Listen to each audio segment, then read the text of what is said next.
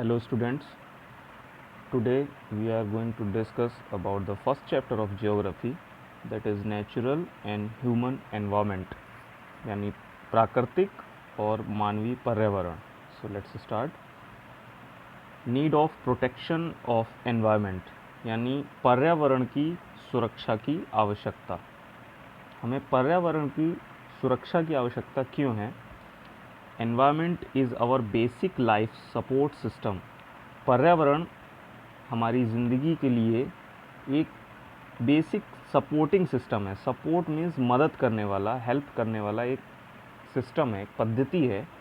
It provides the air we breathe, ये हमको मुहैया कराती है, प्रदान करती है वो हवा जिसमें हम सांस लेते हैं. द वाटर वी ड्रिंक, पानी जो हम पीते हैं. द फूड वी ईट, वो खाना जो हम खाते हैं. And the land where we live, और वो धरती जहाँ पर हम रहते हैं.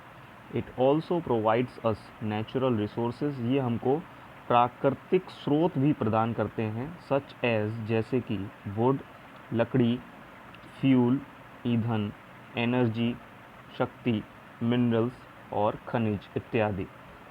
Most of the human activities affect the environment in one way और द अदर.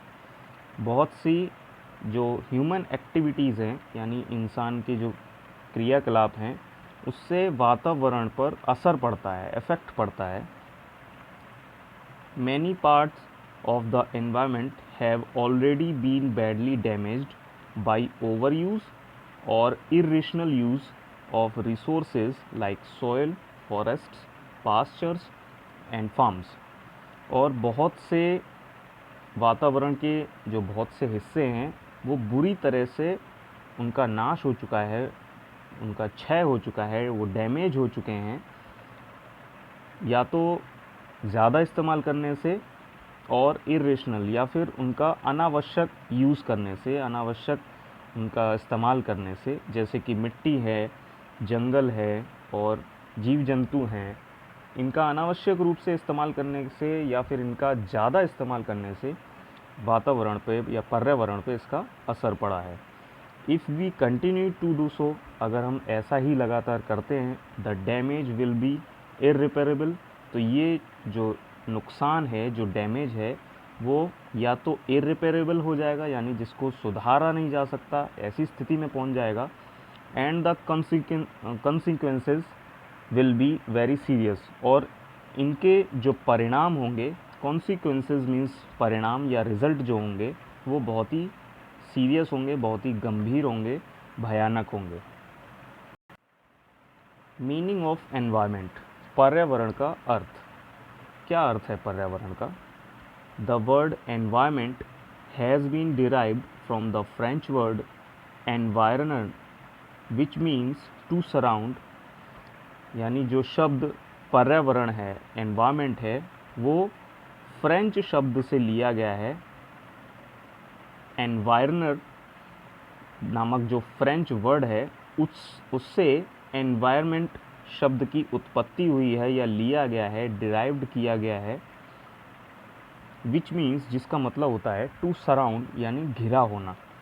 दस एनवायरन लिटरली मीन्स सराउंडिंग और things that surrounded from all sides. इसका मतलब है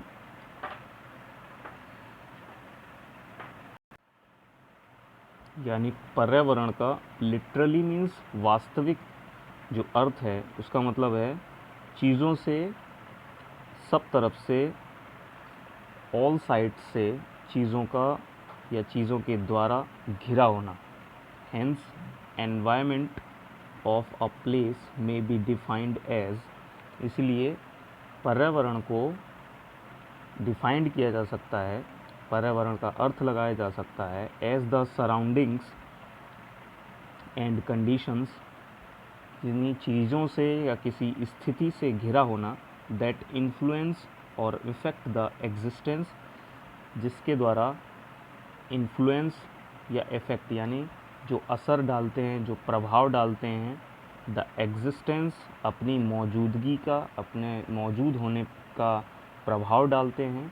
and the growth of plants, animals and the human human beings of that place, और उनका जो influence है, उनका जो इफ़ेक्ट है वो प्लांट्स पर पड़ता है, पौधों पर, पेड़ पौधों पर, जानवरों पर और इंसानों पर भी।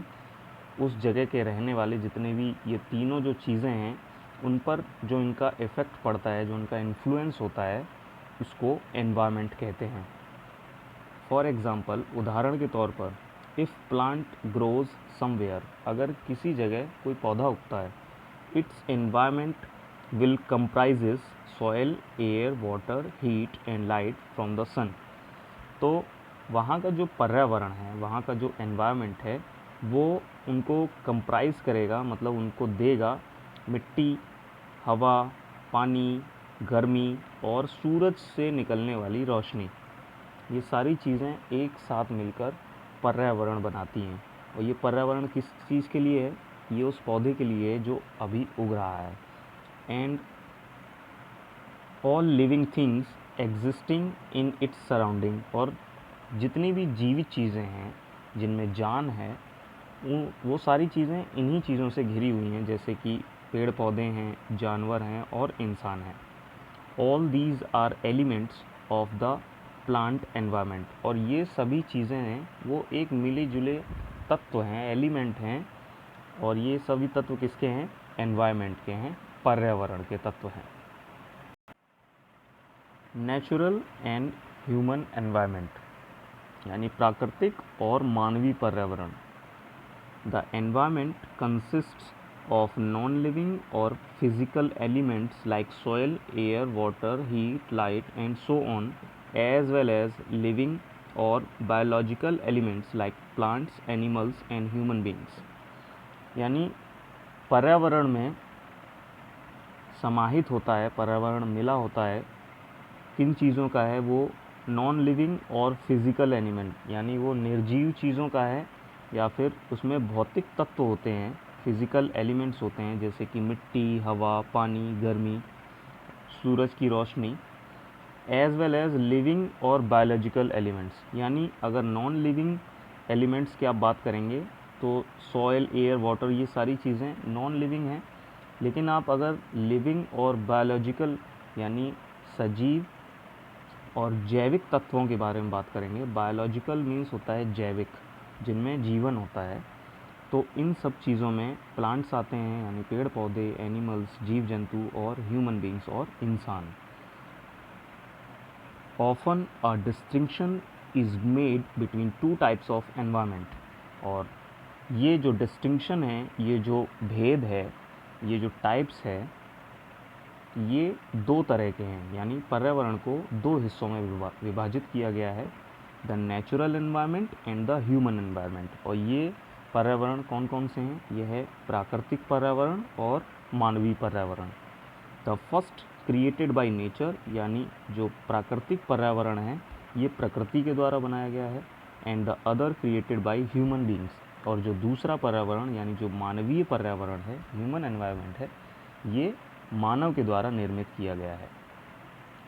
द नेचुरल एनवायरनमेंट यानी प्राकृतिक पर्यावरण में क्या क्या चीज़ें आती हैं? It includes relief, rocks, climate, soil, natural vegetation, wild life etcetera.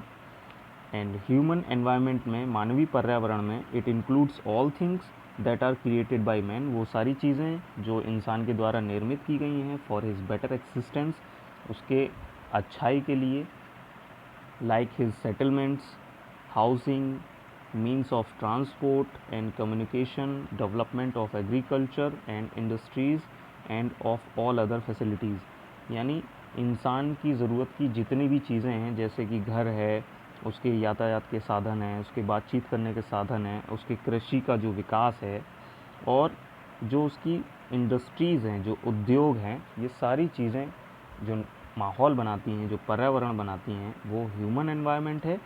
जबकि जो पर्यावरण हमको नेचर के थ्रू हमको मिलता है, जैसे कि चट्टानें हैं, मिट्टी है, और जितनी भी जंगली जीव जंतु हैं और जितने पेड़ पौधे हैं, ये जो भी चीज़ें, जो भी रिसोर्सेज हमको नेचर के थ्रू मिलते हैं, वो सभी नेचुरल एनवायरनमेंट में आते हैं।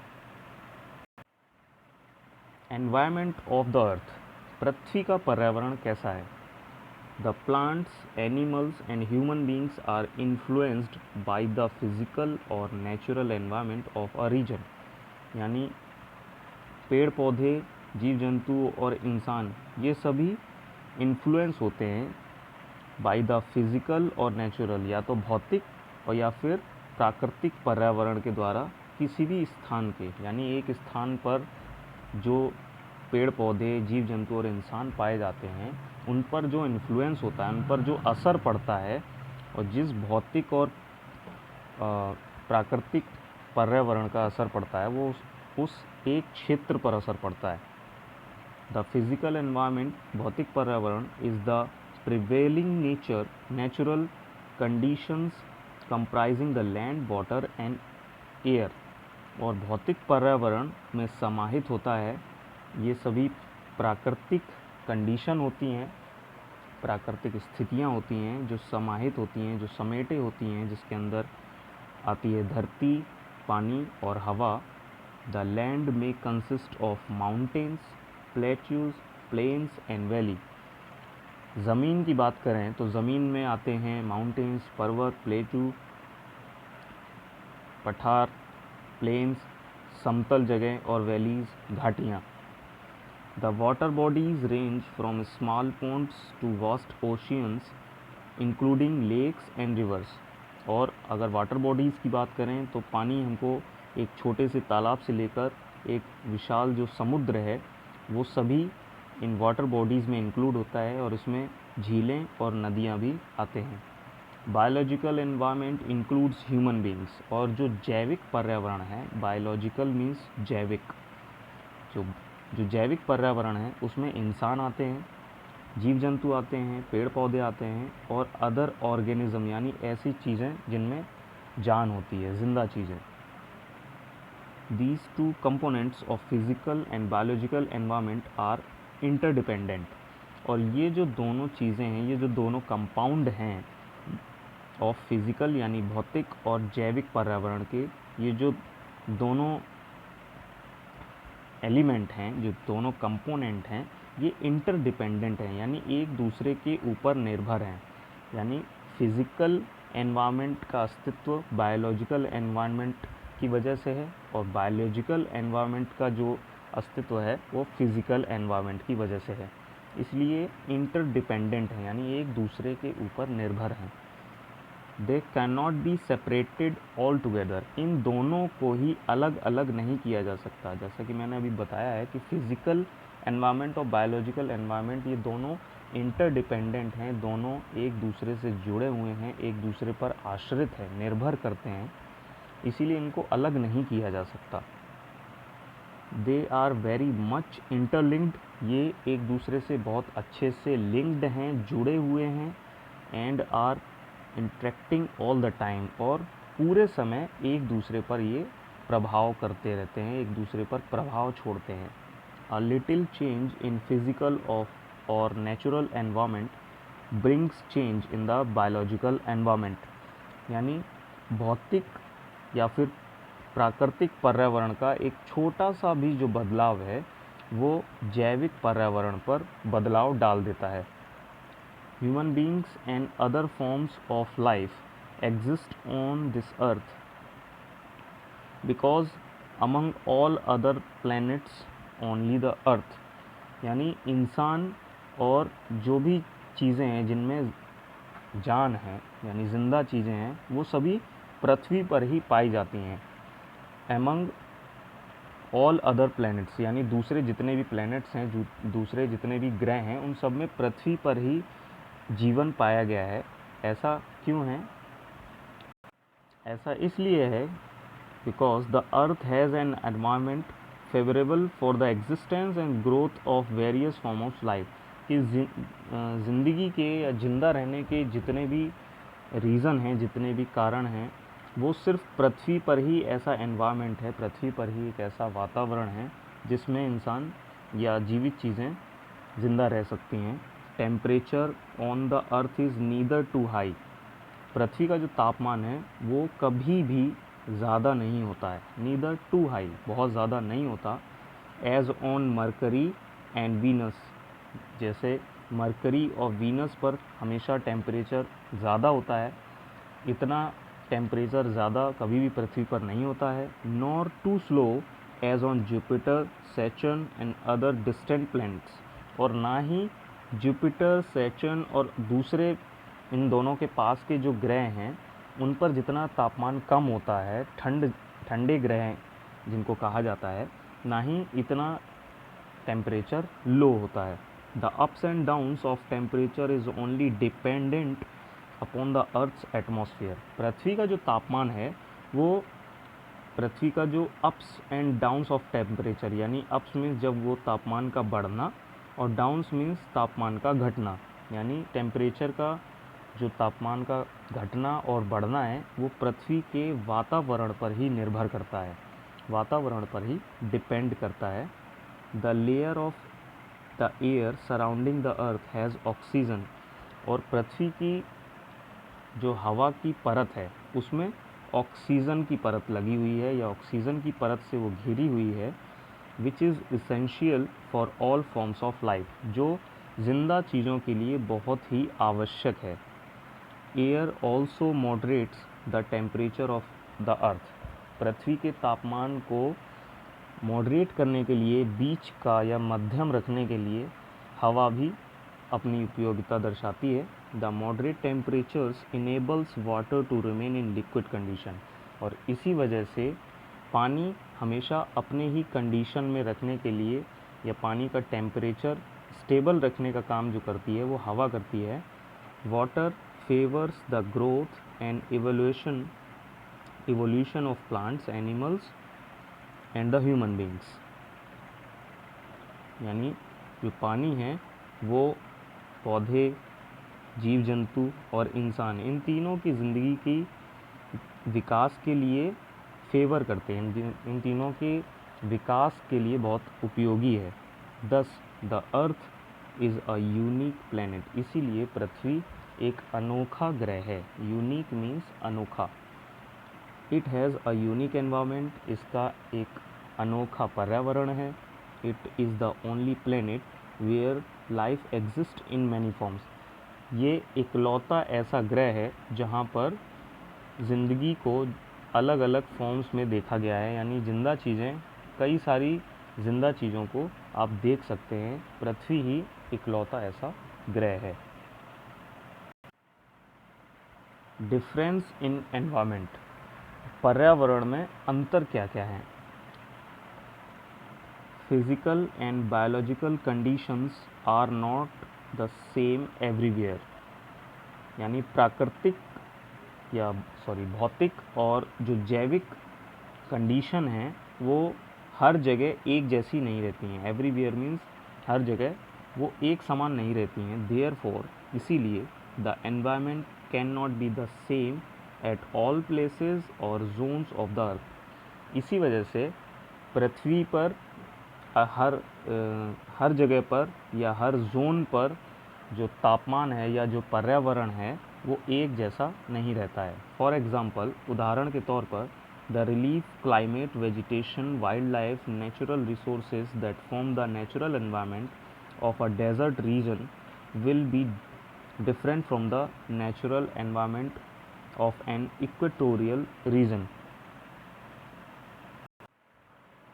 उदाहरण के तौर पर, जो प्राकृतिक पर्यावरण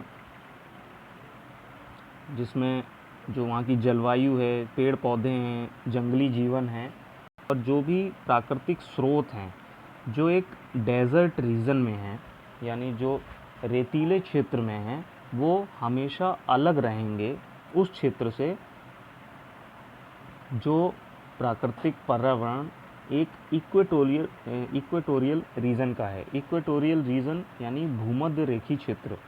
तो भूमध्य रेखी क्षेत्र और जो रेगिस्तानी क्षेत्र हैं ये बहुत अलग होते हैं। रेगिस्तानी जो क्षेत्र होता है वहाँ पर पानी की कमी ज़्यादा होती है, जबकि भूमध्य रेखा में पानी की कमी बिल्कुल नहीं होती। तो ये दोनों क्षेत्र जो हैं, क्योंकि यहाँ का पर्यावरण अलग है, इसीलिए यहाँ की जलवायु, मिट्टी, जीव जंतु, ये सभी जितने भी प्राकृतिक स्रोत हैं वो अलग अलग होंगे। This again will be different from the natural environment of a tundra region. और अगर हम टुंड्रा रीजन की बात करें, टुंड्रा रीजन की ये खासियत है कि वहाँ का टेम्परेचर ज़्यादातर लो रहता है, ठंडा क्षेत्र है। तो वहाँ का क्योंकि एनवायरनमेंट ठंडा है, इसीलिए टुंड्रा रीजन एनवायरनमेंट के ठंडा होने की वजह से वहाँ का टेम्परेचर लो है। Change of environment with time, समय के साथ साथ पर्यावरण में बदलाव। Environment is also different at different times, अलग अलग समय पर पर्यावरण भी अलग अलग हो जाते हैं। अलग अलग यानी समय जैसे होंगे, अलग अलग समय के साथ साथ पर्यावरण भी अलग अलग हो जाते हैं। It does not remain stable, stable means स्थिर नहीं रहती, ये कभी एक जैसे नहीं रहते हैं। It keeps on changing with time, ये वक्त के साथ साथ बदलते रहते हैं। The rate of change can be fast और स्लो, बदलाव की जो दर है, रेट ऑफ चेंज मीन्स बदलाव की दर है, वो तेज़ भी हो सकती है, फास्ट भी हो सकती है और स्लो भी हो सकती है, यानी धीमी भी हो सकती है। It depends upon the factors which brings about the change, ये जो बदलाव है वो निर्भर करती है कि वहाँ के जो स्रोत हैं, जो फैक्टर्स हैं, वो किन तथ्यों पर वो बदलाव हो रहे हैं, किस वजह से वो बदलाव हो रहे हैं। दिस चेंज अकर्स, ऐसे बदलाव होते हैं because the elements of physical और बायोलॉजिकल एनवायरनमेंट आर वेरिएबल, क्योंकि वहाँ के जो भौतिक और जैविक जो पर्यावरण हैं उनमें वेरिएबल है, उनमें भिन्नताएं हैं, वो अलग अलग हैं, डिफरेंट हैं। Changes can be seen everywhere, और ये बदलाव किसी भी जगह देखे जा सकते हैं। फॉर एग्जांपल, उदाहरण के तौर पर रॉक्स डिसइंटीग्रेटेड, चट्टानें जो हैं वो डिसइंटीग्रेट हो जाती हैं यानी ढह जाती हैं, टूट के छोटे छोटे टुकड़ों में बट कर और बिखर जाना, उसको ढह जाना कहते हैं। तो डिसइंटीग्रेट हो जाती हैं and get converted into soil, और जब चट्टान टूट कर बहुत छोटे छोटे टुकड़ों से और इतना ज़्यादा वो टुकड़ा छोटा हो जाता है तो फिर वो मिट्टी बन जाता है। Surface features of the earth are ever changing, और जो सरफेस है, जो पृथ्वी का जो सरफेस है, जो तला है, वो एवर चेंजिंग, वो हमेशा बदलता ही रहता है। Weather and seasons never remain the same, so they also changed, और क्योंकि मौसम और ऋतुएं ये भी बदलती रहती हैं, एक जैसी नहीं रहती हैं, इसीलिए ये भी बदलती रहती हैं। यानी जिस तरह से पृथ्वी का सरफेस, क्लाइमेट बदलता रहता है, इसी वजह से ऋतुएं, मौसम और ऋतु ये भी एक जैसे नहीं रहते हैं, ये भी बदलते रहते हैं। The environment keeps on changing with the passage with the passage of time due to the dynamic nature of physical and biological elements, यानी भौतिक और जैविक तत्वों की मौजूदगी की वजह से ये जो, और समय जैसे जैसे बीतता जाता है वैसे वैसे प्रकृति के भौतिक और जैविक वातावरण में बदलाव आते जाते हैं। Internal movement of the earth causes earthquake, पृथ्वी की जो आंतरिक हलचल होती है उसकी वजह से, पृथ्वी की आंतरिक हलचल यानी इंटरनल मूवमेंट की वजह से अर्थक्वेक्स होते हैं। वोल्केनोज, फोल्ड्स एंड फॉल्ट्स होते हैं, यानी पृथ्वी की जो आंतरिक हलचल होती है इसकी वजह से भूकंप आते हैं। वोल्केनोज यानी ज्वालामुखी का फटना होता है। फोल्ड्स एंड फॉल्ट्स मीन्स ज्वार और भाटा भी आते हैं। These factors bring the major changes in the landforms in a short time, और बहुत कम समय में ये बहुत बड़े बदलाव में चेंज हो जाते हैं, यानी बहुत कम समय में ऐसे बड़े बड़े बदलाव देखे जा सकते हैं। ऑन द अदर हैंड, और दूसरी तरफ action of natural agents like soil erosion, और दूसरी तरफ अगर कोई ऐसा बदलाव है जो प्रकृति के द्वारा किया गया है, जैसे कि सॉइल इरोजन है, यानी मिट्टी, सॉइल इरोजन को शुद्ध हिंदी में मृदा अपरदन कहते हैं, यानी मिट्टी का पानी के थ्रू कट के उसकी लेयर का कम हो जाना या फिर ना बचना बाई फ्लोइंग वाटर, यानी बहते हुए पानी के द्वारा जो मिट्टी पानी के साथ बह के चली जाती है उसको सॉइल इरोजन या मृदा अपरदन कहते हैं। एक्शन ऑफ विंड, हवा की वजह से, इफ़ेक्ट ऑफ सी वेव और समुद्र की जो लहरें हैं उसकी वजह से, is slow and causes gradual changes in surface features of the land. तो लैंड पर या उस धरती पर जो सरफेस है, जो हिस्सा है, उस पर ये परिवर्तन या तो धीमे धीमे होगा और या तो तेज होगा। इन प्लेस ऑफ हिमालयाज़, अगर हिमालय के क्षेत्रों में बात करें तो there used to be a sea called the Tethys sea at this place and marine environment existed there. और हिमालय की अगर बात करें तो there used to be a sea called the Tethys sea, तो यहाँ पर टेथिस सागर है। टेथिस सागर के बारे में जो बताया गया है और किस जगह पर है, ये हिमालय के क्षेत्र में है और इस क्षेत्र में मरीन एनवायरनमेंट है, यानी समुद्री पर्यावरण है जो यहाँ पर मौजूद है, जो यहाँ पर एग्जिस्ट है। Relationship of physical and biological environment, यानी भौतिक और जैविक पर्यावरण में क्या संबंध है। Man fulfils his basic necessities from the naturally available resources. इंसान अपनी जो मूल या मौलिक ज़रूरतें हैं वो प्राकृतिक स्रोतों से पूरा करता है। As he exploits the resources, circumstances change, physical appearance alters and physical environment varies. और जब वो इन स्रोतों को नष्ट करता है, एक्सप्लॉइट करता है, सर्कमस्टेंसेस चेंज, तो स्थिति बदल जाती है, फिजिकल अपीयरेंस अल्टर्स, और जो भौतिक स्थिति होती है वो बदल जाती है और जो भौतिक पर्यावरण है वो भी बदल जाता है।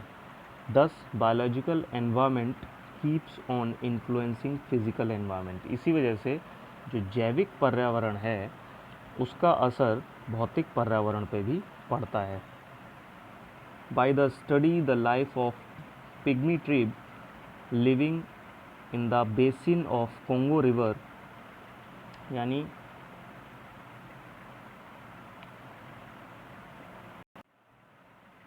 By the study the life of pygmy tribe living in the basin of Congo river. Congo नदी की घाटी, बेसिन मीन्स होता है घाटी, कोंगो नदी की घाटी में जो पिग्मी कबीला रहता है उसकी ज़िंदगी का अगर हम अध्ययन करते हैं, वी फाइंड, तो हम ये पाते हैं that their body structure and life style, कि उनका जो शारीरिक ढांचा है, बॉडी स्ट्रक्चर है, एंड लाइफ स्टाइल, और जो उनकी जीवन शैली है, is governed bye physical environment. वो उसका वहाँ पर उनका जो भौतिक पर्यावरण है उसकी वजह से उनका असर पड़ता है। While their food habits and economic activities are governed by biological environment. लेकिन जो उनकी खान पीन की आदतें हैं और जो उनकी आर्थिक गतिविधियां हैं, इकोनॉमिक एक्टिविटीज़ हैं, वो जैविक पर्यावरण के द्वारा गवर्नड हैं, यानी जैविक पर्यावरण के द्वारा उनको ये अधिकार मिलता है। Their life as a whole is fully dependent on both of environment. और उनकी जो ज़िंदगी है, उनकी जो लाइफ है, ये पूरी तरह से आश्रित है इन दोनों प्रकार के पर्यावरण पर। कौन से पर्यावरण? Physical and biological.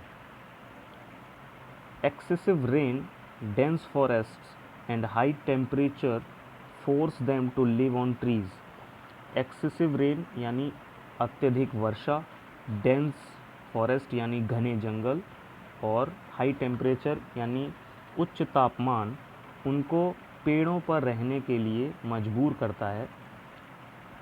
Lack of arable land, arable means farming, यानी कृषि योग्य जो ज़मीन है उसकी कमी है। बट प्लेंटी ऑफ एनिमल्स, लेकिन जानवरों की अधिकता। एंड डेंस ट्रीज़, और जो पेड़ पौधे हैं वो बहुत घने हैं जिसकी वजह से make them to adopt the profession of hunting, जिसकी वजह से वो हंटिंग का प्रोफेशन करते हैं, वो जानवरों को मारते हैं, शिकार करते हैं, एंड वुड कटिंग और लकड़ियों को काटते हैं, क्योंकि वहाँ के जो जंगल हैं वो बहुत घने हैं और जानवर आसानी से मिलते हैं, इसीलिए वो शिकार करने का काम करते हैं और लकड़ी काटने का काम करते हैं। दस physical environment affects biological environment, इसीलिए भौतिक पर्यावरण जैविक पर्यावरण पर असर डालता है। Biological environment also gradually affect the physical environment, और जैविक पर्यावरण भी ग्रेजुअली मीन्स धीरे धीरे भौतिक पर्यावरण पर असर डालता है। इकोसिस्टम यानी पारिस्थितिकी तंत्र,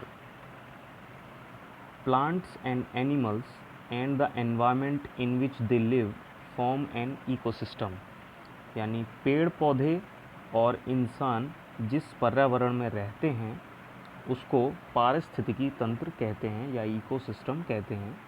N ecosystem may be as small as a pond, एक पारिस्थितिकी तंत्र इतना छोटा हो सकता है जितना कि एक तालाब,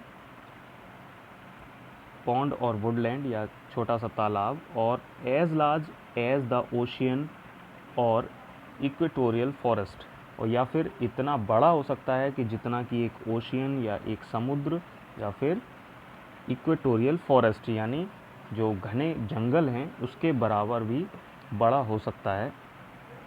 with in an ecosystem the living organism are more और लेस सेल्फ सफिशिएंट, और पारिस्थितिकी तंत्र में जो जीवित चीज़ें रहती हैं, जो लिविंग ऑर्गेनिज्म रहते हैं, वो या तो ज़्यादा और या फिर कम आत्मनिर्भर होते हैं।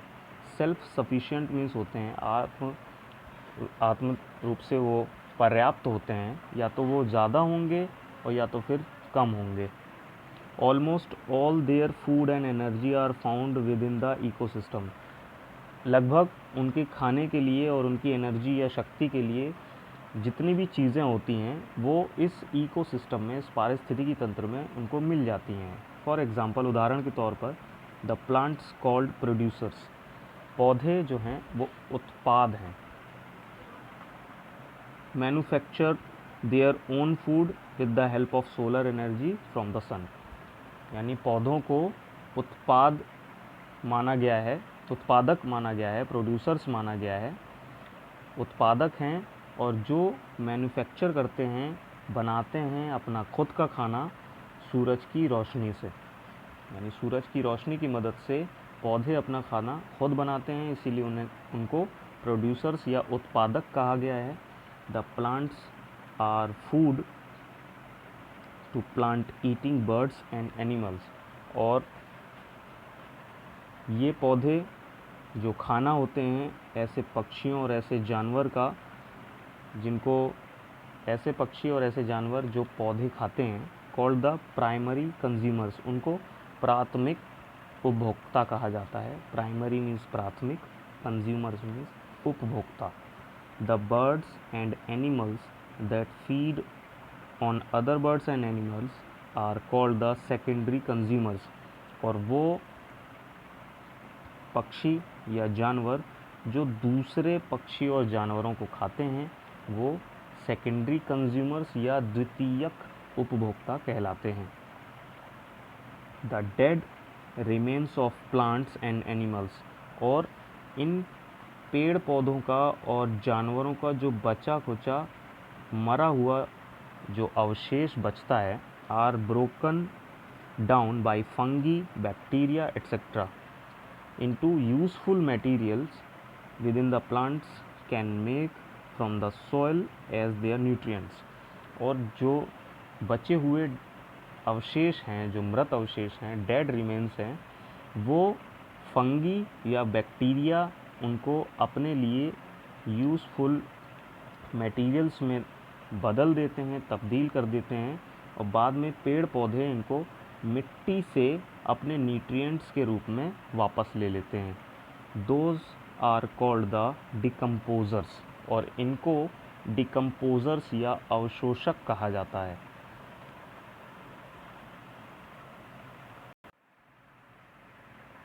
इकोलॉजिकल बैलेंस यानी पारिस्थितिकीय संतुलन।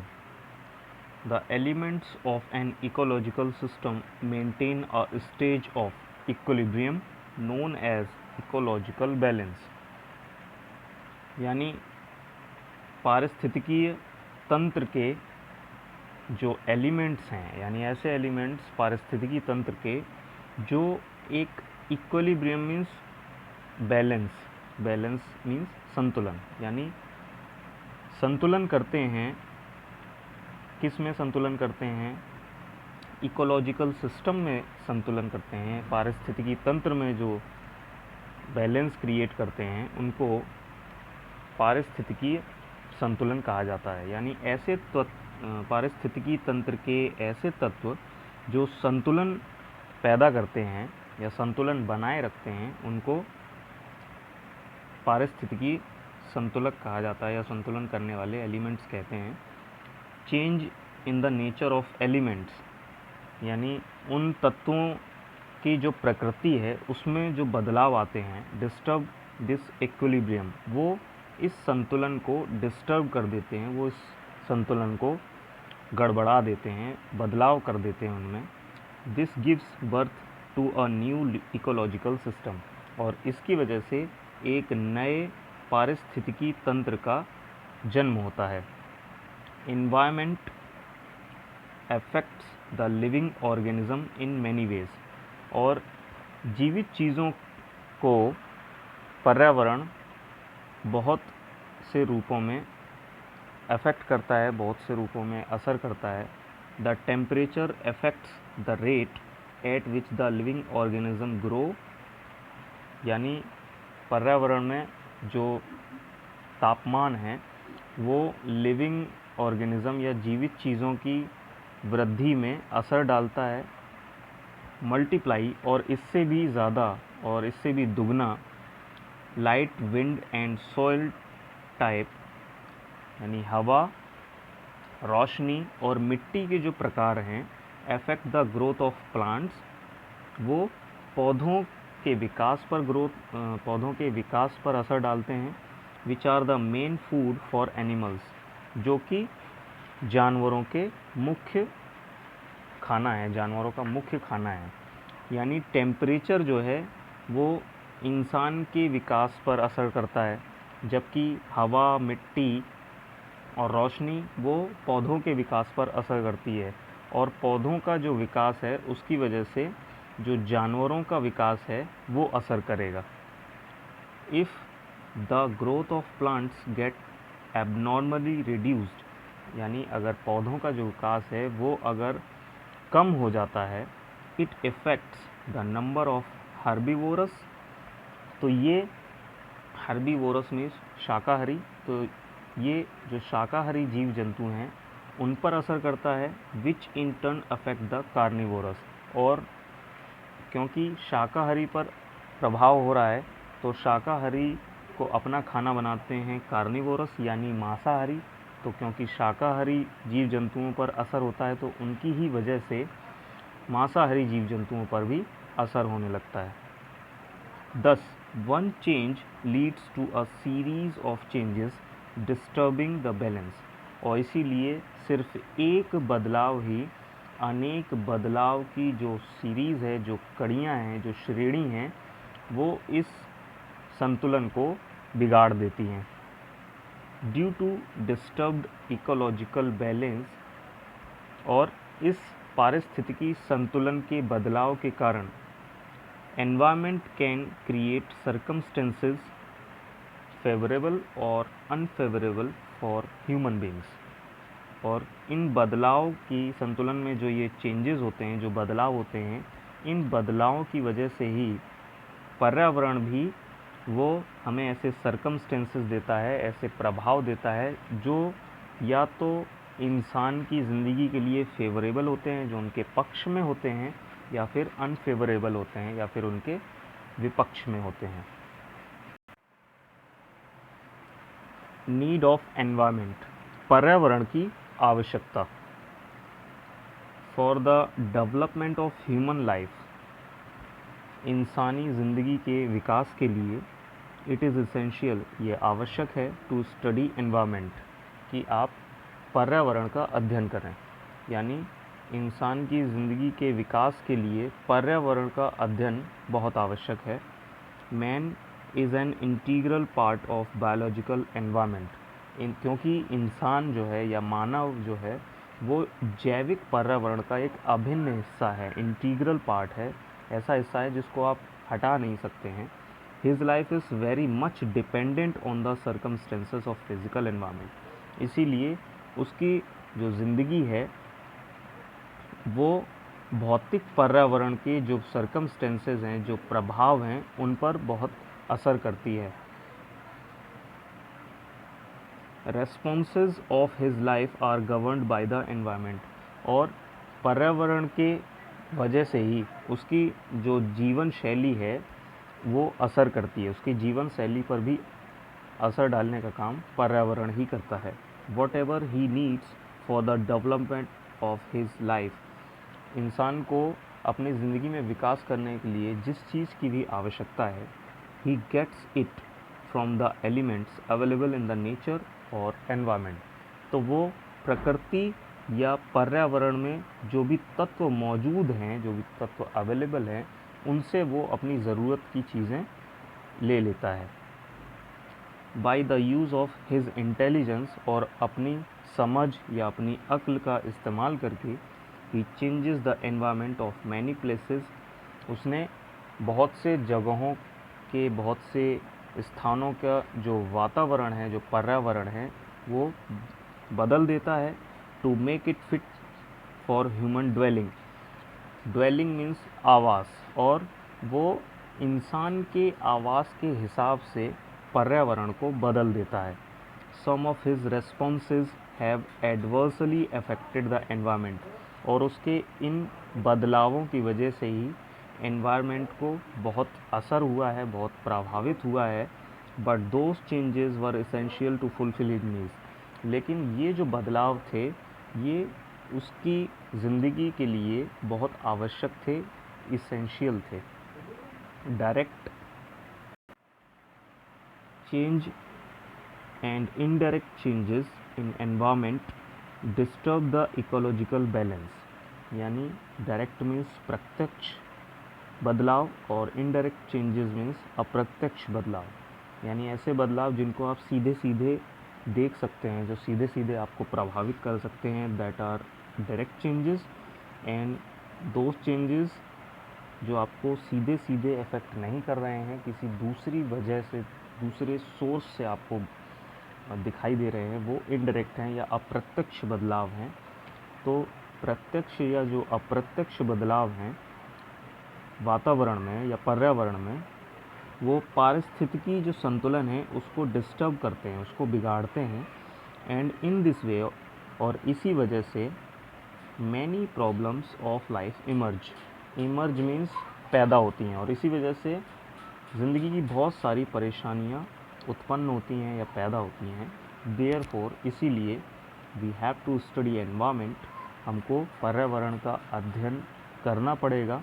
To find out different ways to adapt ourselves to environment, ताकि हम स्वयं को पर्यावरण के अनुकूल बना सकें, एडप्ट कर सकें, उसको उसके अनुकूल बना सकें।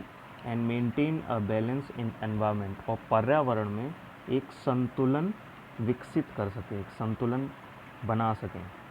Soil erosion and floods is a result of continuously cutting of trees, और पेड़ों के लगातार कटने की वजह से सॉइल इरोजन यानी मिट्टी का कटना या मृदा अपरदन, और फ्लड्स यानी बाढ़ जैसी स्थितियाँ उत्पन्न हो रही हैं।